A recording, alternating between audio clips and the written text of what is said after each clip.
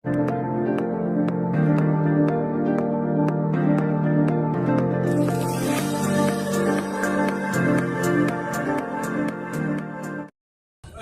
seluruh rekan-rekan media yang saya hormati bahwa sudah mau hadir ya hari ini untuk melakukan press release terkait kejadian yang menimpa klien kami, Safa Marwah. Ya. Mungkin saya mulai dengan adanya satu peristiwa penganiayaan yang sudah terjadi berulang-ulang semenjak tahun 2022, tepatnya di bulan Agustus sampai dengan terakhir kemarin itu di tanggal 12 September. Ya. Safa ini memiliki seorang kekasih berinisial TI, ya, yang nanti mungkin akan kita perlihatkan gambarnya. TI ini merupakan seorang ASN PNS di salah satu kementerian dalam negeri. Jadi hubungan ini berawal di tahun 2022 ketika Safa Marwah ini menerima cintanya TI sebagai kekasih. Itu di bulan Juli.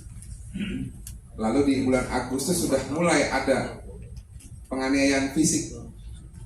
Nah, cuman memang karena Safa ini orangnya baik ya, dan juga mencintai kekasihnya pada saat itu, bukan saat ini ya, karena saat ini sudah tersakiti dia, sehingga memberikan maaf secara terus-menerus. Yang lebih parahnya lagi, ternyata selama menjalin hubungan, Safa Marwah ini lebih sering membiayai terhadap si TI yang bekerja di Kementerian Dalam Negeri.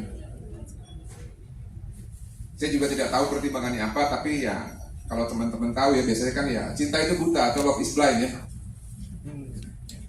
Kejadian ini berulang dari bulan Agustus, lalu di bulan September juga terjadi, sampai di bulan November itu terjadi penganiayaan juga di salah satu rumah kontrakan tempat kakak dari TI ini. Di situ Safa itu dijambak, lalu didorong, dihempaskan sampai terluka, rambutnya rontok.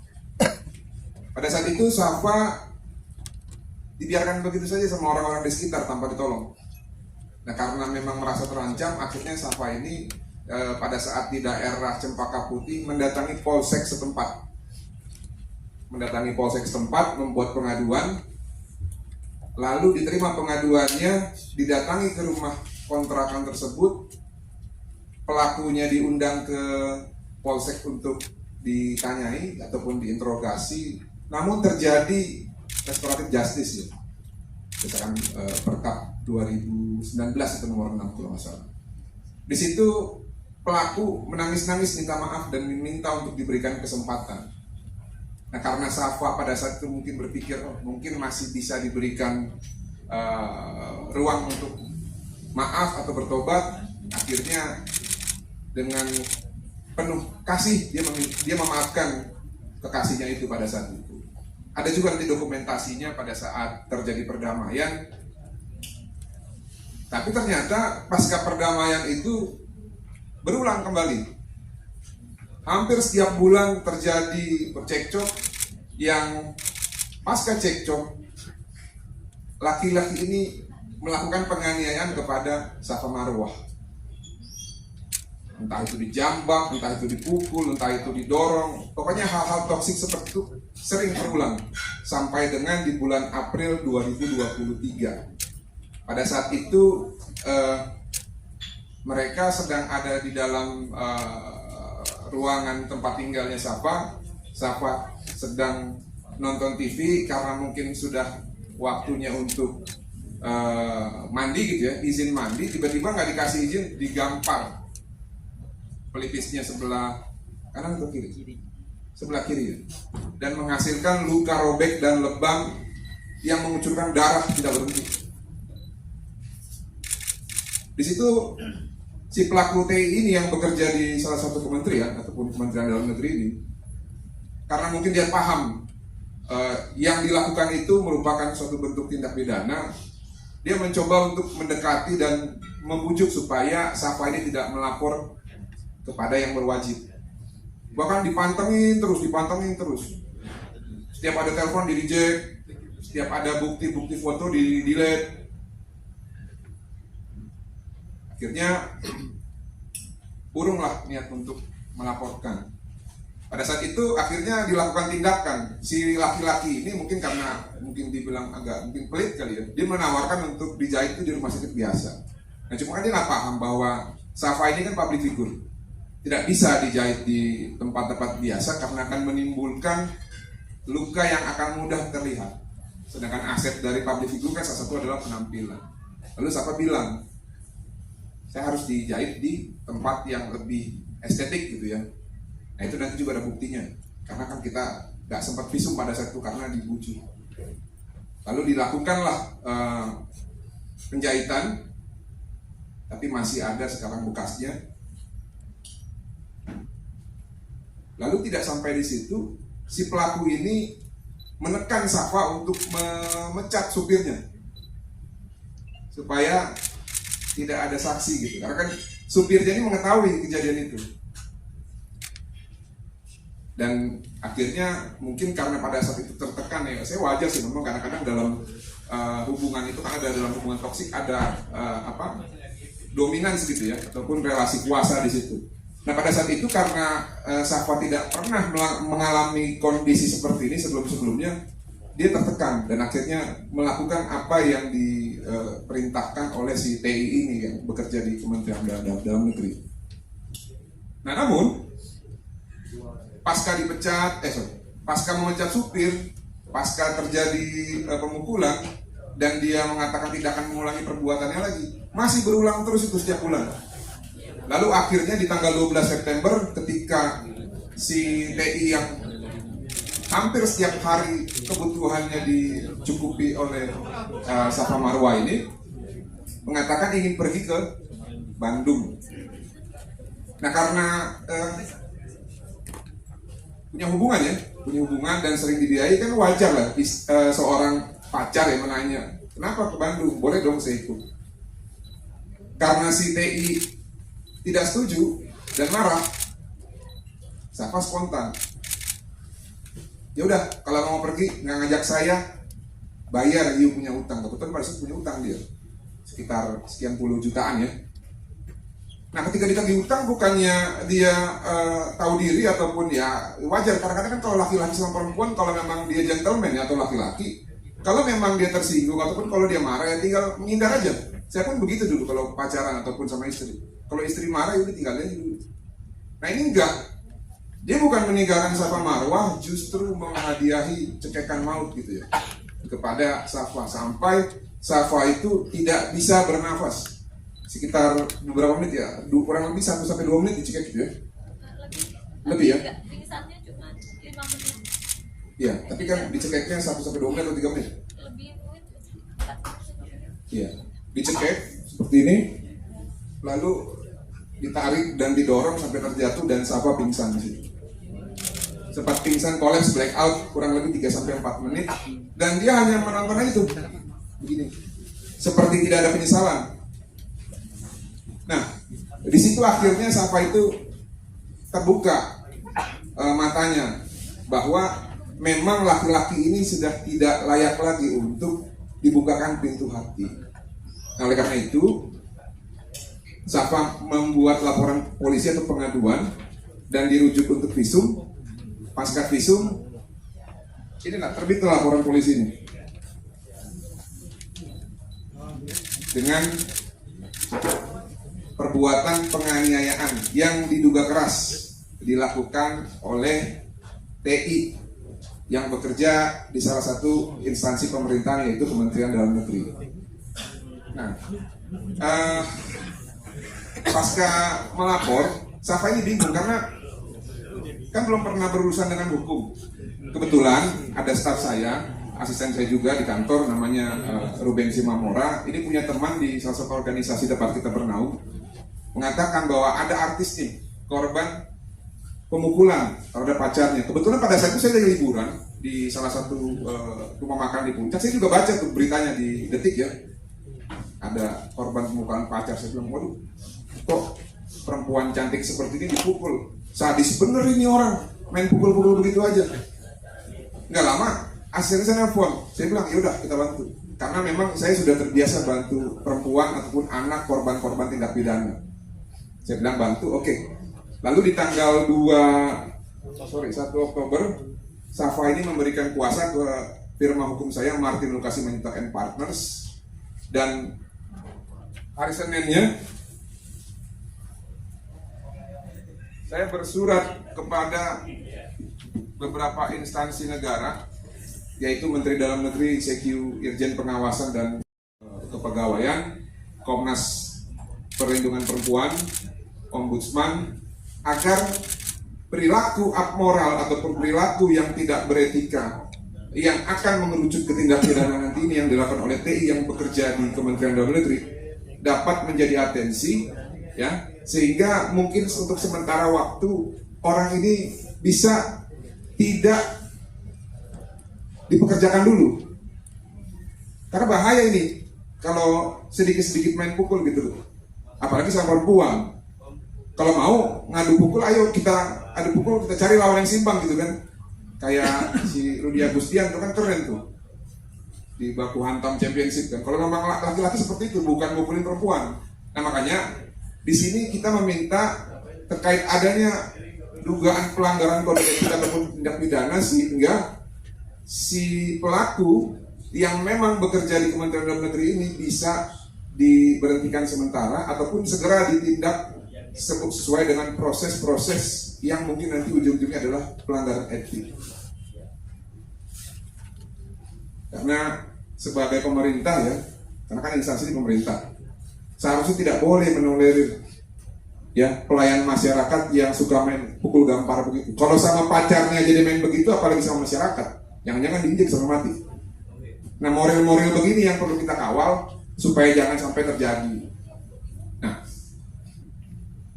proses terhadap pelaporan yang dilakukan oleh Safa Marwa ini di Polsek Menteng sudah masuk ke tahap pemeriksaan saksi-saksi, penyerahan bukti surat, lalu terakhir juga ada security yang diperiksa segala macam itu ya, pemantauan CCTV. Sehingga dalam waktu dekat seharusnya ini sudah ada terbit undangan untuk si terlapor ataupun calon tersangka.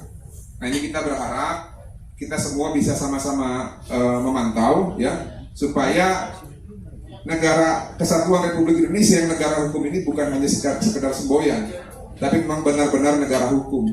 Jadi kalau ada urusan hukum ya diselesaikan secara hukum. Nah inilah yang sekarang sedang kita upayakan supaya Safa yang sudah menjadi korban penekanan ataupun korban penganiayaan baik secara mental maupun secara fisik yang sudah hampir kurang lebih 1 tahun ini dapat mendapatkan kepastian hukum. Dan ini juga jadi suatu pelajaran juga buat perempuan-perempuan yang lain untuk jangan pernah takut apabila ada hubungan-hubungan toksik ya dalam satu hubungan yang menimpa perempuan-perempuan. Safa hari ini ya atau hari-hari sebelumnya sudah menunjukkan bahwa dia berani untuk mengungkap ini ke publik.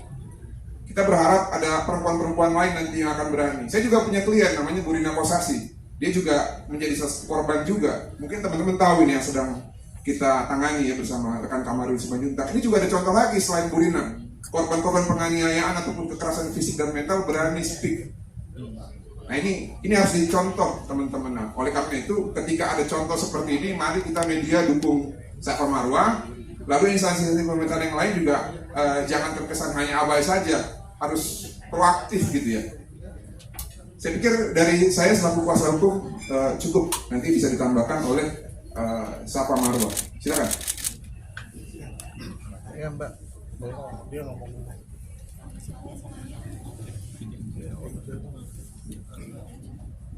Selamat sore semuanya. Sore. Ya, saya nggak banyak bicara tadi, Bapak udah menjelaskan. Saya cuma pengen keadilan yang seadil-adilnya. Pengen segera diproses saja, karena saya dibilang kena mental, saya terpukul dan kena mental sekali. Saya masih takut, masih trauma. Ini tadi aku tadi kan segitu aja dari saya. Mungkin ada pertanyaan dari rekan-rekan media? Ada apa yang membuat kamu bertahan Safa dengan laki-laki ini? Setiap kekasaran yang dia buat, dia selalu dia kasarin saya di bulan ini. Dia selalu melindungi saya agar tidak nelfon siapa-siapa, tidak lapor siapa-siapa, seperti itu. Dan dia menjanjikan menikahi saya, makanya saya sabar. Seperti itu. Hubungannya berapa lama sih? Hubungannya berapa lama? 2 tahun hubungannya. Pernah mendapatkan ancaman atau seperti apa, Kak? Pernah kita cekcok dalam mobil, dia bilang kayak gini, sebenarnya gampang banget buat bunuh kamu. Waduh.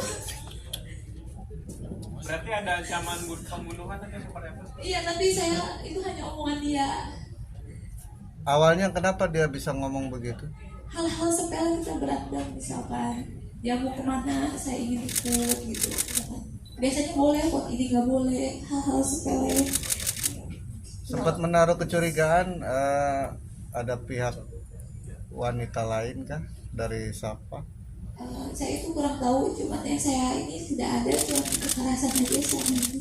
Apakah Selama 2 tahun berapa kali Kak dapat kekerasan tersebut atau sejak kapan? Selama hubungan 2 tahun, kekerasan dimulai di bulan Agustus 2022. Ya, pacaran 3 bulan baru kena kekerasan. apakah orang tua kamu tahu kamu sering dianiaya? Tidak, orang tua saya tidak tahu. Pernah juga di bulan puasa tahun kemarin saya buka babak belur, saya orang Bandung, saya pulang ke Bandung. Orang tua tanya, kenapa itu? Saya jawab jatuh, padahal oleh dia. Saya sembunyikan dari semuanya, dan saya nggak pernah posting yang kesedihan atau luka-luka atau apa, baru sekarang karena sudah cukup dan sudah tidak kuat gitu. Mungkin mohon maaf nih, luka yang paling parah itu di mana sih? Luka yang paling parah ya ini yang sampai dioperasi dijahit. Ada fotonya, boleh lihat? Boleh.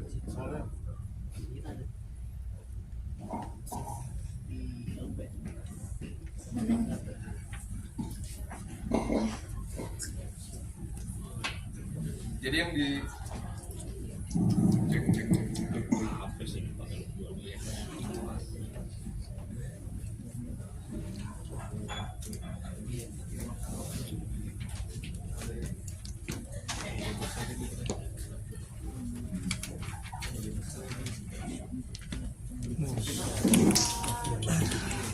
Inilah hasil karya dari salah satu karyawan Kementerian Dalam Negeri.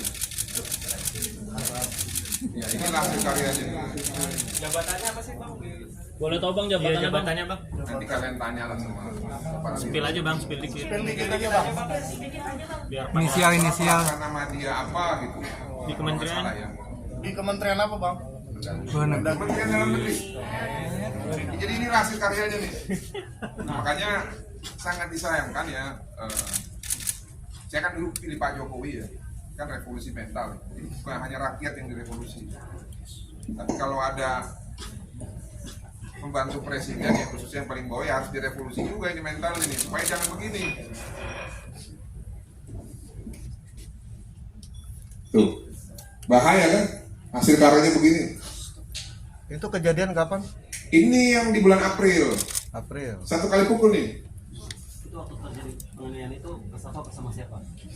Sendiri bersama dia. Ya, Nggak ada dia teman-teman. nggak ada dan langsung ambil HP saya. Pas kejadian ini saya hanya berdua dengan dia, supir kebetulan udah pulang karena itu posisinya sudah malam. Karena dia panik, saya berdarah-berdarah, dia ambil HP saya, ayo ke rumah sakit. Dia bawa aku ke rumah sakit. Dan kebetulan kita datang di rumah sakit yang agak pricey. Dia bilang jangan operasi di sini mahal. Jadi besoknya saya dijahitnya dioperasi. Jadi di rumah sakit itu hanya dibersihkan saja lukanya. Safa pada saat itu nggak langsung melapor aja. Karena dia ambil HP saya dan dia tidak boleh ngapa-ngapain. Cuman saya hanya boleh hubungi supir saya. Supir saya langsung datang ke situ. Tapi orang tua saya tidak boleh tahu sama dia. Kenapa nggak langsung lari ke polsek atau kemanapun itu, Kak? Dia apa ya? Karena badan saya lemas, nggak bisa kemana-mana gitu. Jadi saya nurut aja apa kata dia. Cuma supir yang boleh datang. Kamu cuma boleh hubungi supir buat kamu pulang. Gitu. Apakah ada ancaman pada saat itu sendiri, Kak? Mungkin apa aja nih, Kak? Dan berapa? Ada ancaman nggak sih, Kak? Pada saat pemukulan itu ada ancaman akan diapain lagi, Kak? Atau lebih kasar lagi, Kak? Dia akan melakukannya, Kak? Sebenarnya tidak ada ancaman apa-apa dari dia. Hanya dia sudah berjanji tidak melakukan lagi, tapi melakukan lagi. Gitu. Kalau uang berarti pas sejak pacaran 3 bulan pertama selalu main tangan, tapi Iya. kenapa nggak memutuskan untuk mengakhiri hubungan pas saat itu? Karena setelah dia melakukan kekasarannya, dia merayu saya lagi, baik-baikin saya lagi, berjanji lagi seperti itu. Ada kerugian uang kan? Yang ngasih uangnya yang 40 jutanya gimana? Udah berasa kita bareng nggak sih? Atau mungkin udah coba komunikasi? Saya selama ini nggak pernah dikenalin keluarganya. Dia kan orang Aceh, saya tidak pernah dikenalkan keluarganya. Saya kenal abang kakak sepupunya aja yang ada di Jakarta. Dan saya sudah hubungi ibunya, saya punya nomor ibunya di Aceh, tidak respon sama sekali. Soal utang piutang apakah udah dibayarkan? Yang 40 jutanya jadi Belum, itu sisanya belum. Banyak kerugian itu. Mungkin uangnya untuk apa sih, Kak? Itu dipinjam? alasan dia pinjam itu apa? Awal-awal dia bilang bisnis rumah sama kakak sepupunya, akhirnya sertifikat rumah ketipu. Seperti itu. Terus sampai sekarang masih komunikasi atau gimana pas sudah ada pelaporan? Sudah tidak ada komunikasi, sudah saya blokir. Terakhir lagi hutangnya mungkin kapan? Ya pas kekerasan di Ceki 12 September dia mau pergi, saya mau ikut tidak boleh. Terus saya bilang ya udah utang kamu balikin dulu. Saya bilang baik-baik sama dia emosi. Kalau dia tuh selalu emosi setiap ditagih. Emosinya langsung mukul kakak atau gimana? Ya langsung pukul saya. Berarti terakhir ketemu tanggal 12 kemarin? Iya. Pelaku ini kan dari bekerja di salah satu kementerian di Indonesia. Apakah dari pihak kementerian itu udah menyambangi atau berkomunikasi soal ini? Belum ada respon apa-apa. Dari keluarganya juga tidak ada respon apa-apa. Kita dipertanyakan lagi dong, jadi pelaporan fixnya yang di kantor polisi itu tanggal berapa? Yang terbaru. Tanggal 14 ya? 29 September. Oh, 29 September. 29 September. Tapi untuk peristiwa tanggal 12. Untuk lebih lanjutnya kira-kira Pelaku dari sendiri sudah kepolisian dipanggil belum? gimana atau ada pemanggilan Pak? Ya, tadi yang saya sampaikan sebelumnya bahwa akhirnya ini digabung karena belum daluarsa atau belum expired dia masa tindak pidananya itu yang di bulan April yang berbekas sampai dengan berdarah-darah itu, lalu ditambah dengan perbuatan berlanjut tanggal 12, lalu sempat visum tanggal 13 ya, LP-nya terbit tanggal 29. Nah, ini proses yang sudah dilalui adalah pemeriksaan saksi korban, pemeriksaan saksi-saksi, penyerahan bukti surat, lalu menerima hasil visum. Ini semua sudah dilakukan oleh rekan kita dari kepolisian resort wilayah Menteng.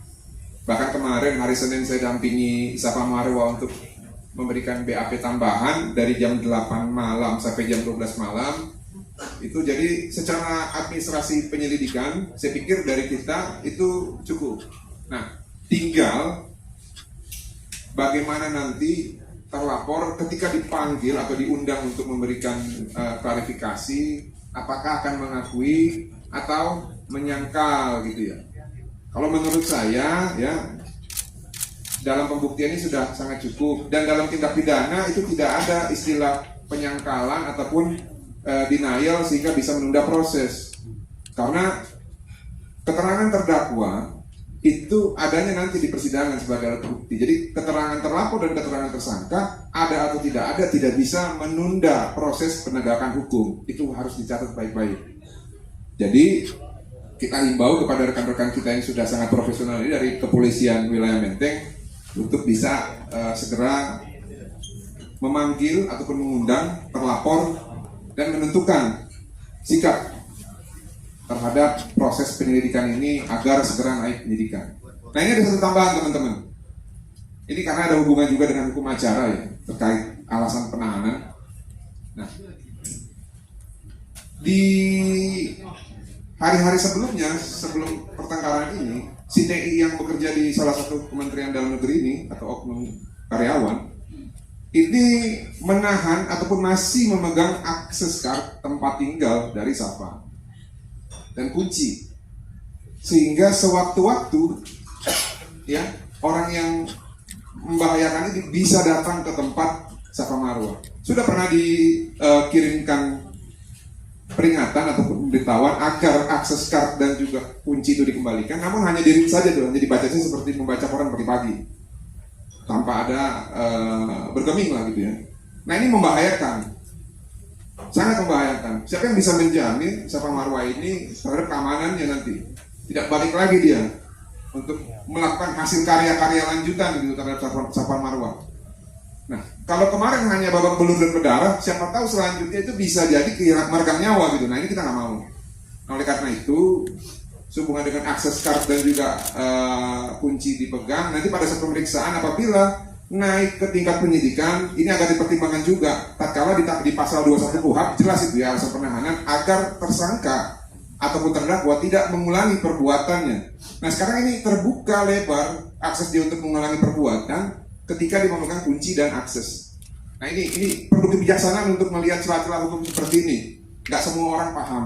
Nah, cuman kami selaku kuasa hukum yang ditunjuk oleh Safa melalui press release ini, kami menyampaikan potensi-potensi yang mungkin bisa terjadi dan membahayakan bagi korban agar menjadi catatan bagi setiap para pihak. Demikian. Bang, ini kan ada 2 laporan ya. Nah, sebelumnya kan sempat ya di Cempaka Putih kalau tadi abang jelaskan ya. Terus yang kedua itu kan yang sekarang ini yang sedang berjalan di Polsek Menteng. Ketika pelaporan pertama di Cempaka Putih itu kan terjadi restoratif justice. Adakah poin-poin penting itu yang tertuang di dalam restoratif justice itu, Bang? Terus yang kedua, Safa, apakah ada ancaman setelah pelaporan ini atau setelah peristiwa ini? Ya, apakah berupa teror dari orang-orang mereka atau bagaimana? Jadi gini, kalau kita merujuk ke restoratif justice, ini yang saya sampaikan ketika kasus Brigadir Joshua terhadap Richard Eliezer dan juga para tersangka yang lain. Hanya 3 poin sebenarnya terkait perdamaian itu. Yang pertama adalah pengakuan atas kesalahan, yang kedua adalah permintaan maaf, dan yang ketiga adalah ganti rugi. Nah, di dalam surat yang dituangkan melalui restoratif justice di Polsek Cempaka Putih pada saat itu setidaknya ada 2 hal yang dituangkan, pengakuan dan permintaan maaf. Karena tanpa itu tidak ada RJ. Nah, kalau ganti rugi nanti saya perlu lihat dulu suratnya, karena surat itu juga tidak diberikan, tapi dokumentasi si TI ini memegang suratnya di Polsek itu ada. Nah, makanya ini sebagai bukti petunjuk juga kepada Polsek Menteng kemarin saya sampaikan agar coba ditanyakan antar instansi gitu ya, apakah masih ada dokumen fisik terkait surat pernyataan untuk tidak mengulangi dan meminta maaf itu, sehingga itu bisa menjadi salah satu alasan juga nanti ataupun bukti yang menandakan sudah pernah terjadi penganiayaan. Kalau sekarang kan seakan-akan ini baru gitu ya, tapi berdasarkan pengakuan dan juga kesaksian Safa, terbukalah secara terang-benderang bahwa perlakuan TI yang bekerja di Kementerian Dalam Negeri ini sudah berulang dari awal. Nah, mengenai ganti rugi, saya pikir ya kita tadi semua sudah dengar ya disampaikan Safa ya. Orang-orang yang suka ngutang terus kok sampai sekarang belum bayar. Saya pikir ganti rugi juga belum ada ganti rugi yang dilakukan oleh si pelaku ini kepada Safa. Nah, tapi sedikit tambahan begini teman-teman. Oke, tadi berbicara soal sedikit tambahan ya. Mengenai alasan, kadang-kadang orang suka berpikir begini, kenapa orang dipukul gitu ya? Kenapa bisa terjadi penganiayaan? Kenapa bisa terjadi main hakim sendiri gitu ya? Sehingga suka ada pemberitaan ataupun komentar negatif ya tatkala adalah korbannya public figure, sehingga ada alasan pembenar untuk melakukan itu. Saya mau tekankan kepada teman-teman semua pers dan juga pemirsa yang menonton nanti, apapun alasannya, tidak dibenarkan memukul orang lain, kecuali sebagaimana diatur di dalam kitab undang-undang hukum pidana. Ada di pasal 49 namanya pembelaan terpaksa, not will atau not will excess. Kalau itu diperbolehkan. Nah sekarang permasalahannya apakah dengan ditagih hutang itu merupakan suatu ancaman terpaksa sehingga kita harus melakukan suatu tindakan yang bisa merugikan orang lain? Kan tidak. Nah oleh karena itu butuh kebijaksanaan. Jangan kita hanya melihat apa sih alasan, enggak. Apapun alasannya, tidak dibenarkan memukul. Apalagi memukul perempuan yang merupakan kekasihnya. Ini menurut saya sangat tidak gentleman sekali. Karena kalau dia gentleman, dia laki-laki sejati, dia tidak akan pernah menyakiti perempuan dengan fisik. Nah ini agar menjadi pelajaran juga buat pemirsa nanti, khususnya perempuan-perempuan yang selama ini menahan rasa sakit akibat dipukul oleh pacarnya. Nanti boleh bikin pengaduan ke kantor hukum saya bela gratis. Mengenai teror itu, siapa mungkin ada? Ya, Mengenai teror mungkin? teror tidak ada, benar-benar berakhir. Yang terakhir dicekik itu sudah tidak ada komunikasi dan ketemu lagi, tidak ada teror juga. Tidak ada upaya apa-apa dari beliau, tidak ada. Dan Kak pribadi mau gimana? Duit itu balik atau mau gimana Kak? Saya pengennya dia Hukumannya gimana? lebih tahu. Jadi semenjak saya terima kuasa dari Safa ini, ya, saya kan orangnya realistis. Saya tanya kemana arahnya. Saya mau mendapatkan kepastian, keadilan, dan kemanfaatan hukum sesuai dengan doktrin-doktrin ataupun teori-teori ahli hukum orang-orang hebat itu ya. Jadi itu aja garis besarnya. Tapi apakah nanti akan terbuka untuk perdamaian ataupun RJ? Sayangnya Safa berharap agar proses hukumlah yang terjadi dalam proses ke depan supaya ada percontohan gitu ya untuk masyarakat, untuk Safa, bahwa laki-laki yang suka main pukul itu tidak boleh dibiarkan. Pembelajaran publik juga ini nanti ke depan. Terima kasih. Tadi disinggung soal yang bersangkutan masalah keuangan agak pelit ya. Apakah waktu ke rumah sakit biaya sendiri atau dibiayain? Waktu saya dioperasi pelipis ini, saya bayar operasi sendiri. Dia bilang nanti diganti.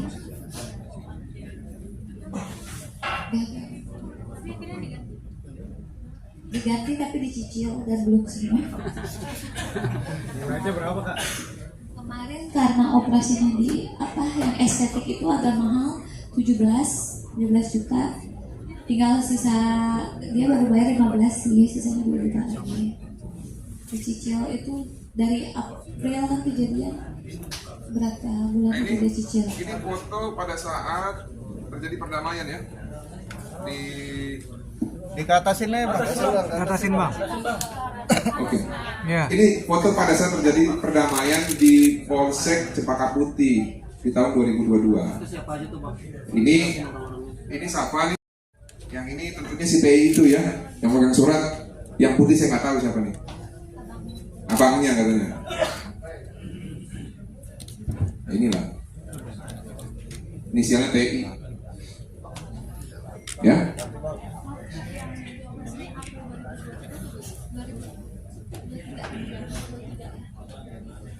Tapi ada rasa trauma berarti Kak buat menjalani hukuman. Iya, takut banget ketemu orang itu, sebenarnya masih takut, tapi saya coba terus menangis juga tidak ada gunanya. Saya berani speak up di media biar ada keadilan aja, karena sampai sekarang kan belum dipanggil, nggak ada itikat baik untuk minta maaf dari keluarganya ataupun siapapun.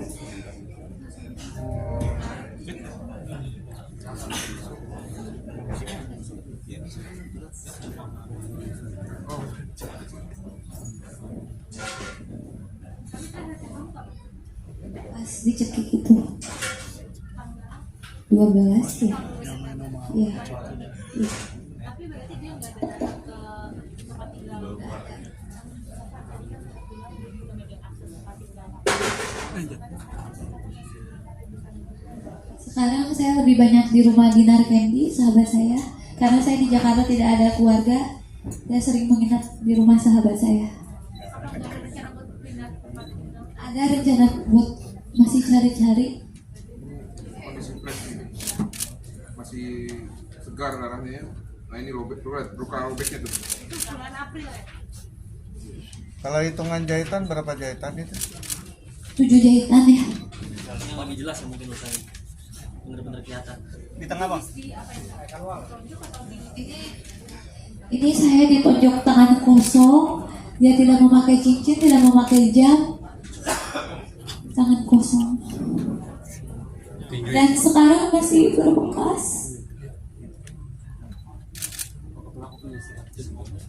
Saya tidak tahu. Itu ahli psikolog forensik itu yang bisa jawab.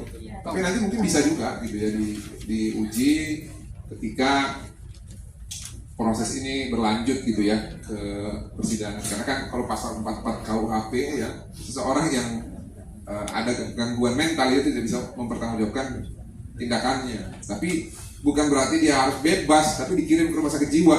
Kalau itu memang terbaik ya kirimkan ke rumah sakit jiwa, tapi jangan akal-akalan gitu ya. Bang, bukti-bukti selain foto-foto ini atau ada bukti lain selain itu chat mungkin atau apa mungkin itu yang bawa ke pihak kepolisian? Ada. Sudah kita berikan kepada kepolisian. Cuman kan kita perlu pahami ya dalam proses penyidikan ini nggak bisa kita sebutkan semua. Karena kan nanti menjadi suatu petunjuk buat dia untuk melakukan suatu pengkaburan jejak gitu ya. Jadi belum bisa kita paparkan. Yang jelas bukti sudah cukup. Berapa banyak bukti berarti? Keterangan saksi ada lebih dari 3, bukti surat ada banyak ya. Lalu nanti mungkin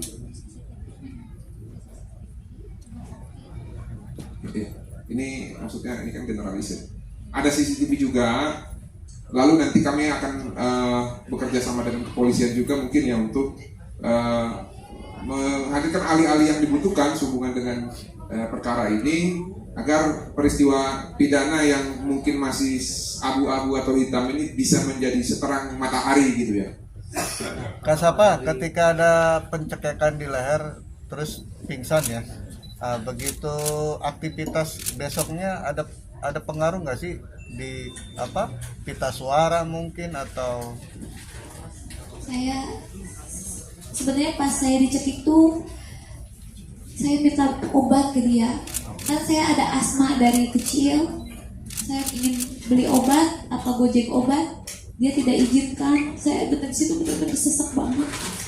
Hampir mau seperti sakaratul maut kali ya, karena udah blank, udah lemas, udah gak bisa nafas. Kasapa, dari kejadian yang menimpa Kasapa ini kan otomatis berdampak juga nih pada psikisnya Kasapa sendiri. Kasapa sendiri udah melakukan konsultasi atau psikologi? Mau saya akan ke psikolog karena pas kemarin kisuk juga ditawarin psikolog oleh rumah sakit. Apa ketika saya melakukan tindakan kekerasan itu dalam keadaan sadar atau mabuk? Dia sadar. Kita tidak pernah mabuk-mabuk, kita selalu sadar. Dan itu yang paling parah yang dilakukan Iya. pada Sapa. Iya. Berarti setiap berantem karena hal sepele selalu jadi Iya. nggak punya kayak permasalahan yang berat semua sepele. Sepele semua. Contohnya gimana Kak sepele? Sepelenya misalkan ya soal pergi gitu. Yang tadi saya bilang, dia mau pergi kemana. Biasanya kan saya boleh ikut, ini tidak. Terus saya cuma tagih hutang saya. Utangnya dia ke saya maksudnya. Dan dia tidak mau, terus dia pukul gitu. Tapi sepele yang lain mungkin tuh yang paling sepele menurut Kakak. Tidak ada sih, boleh. Soal tidak ada lagi. Apa ketika menjalin hubungan dengan PI, ketika itu masih statusnya PI masih single atau sudah beristri? Dia single. Tapi kok single bisa beringas begitu ya? Nanti mungkin bisa ditanya ke yang bersangkutan kenapa dia beringas. Kasapa, dengan berita kemarin muncul di media, pihak orang tua gimana nih menanggapinya? Pasti udah tahu dong. Orang tua saya nangis dan datang ke Jakarta ya, memberi doa support seperti itu. Tapi kenapa Kakak nggak pulang ke Bandung ke malam itu dari harinya?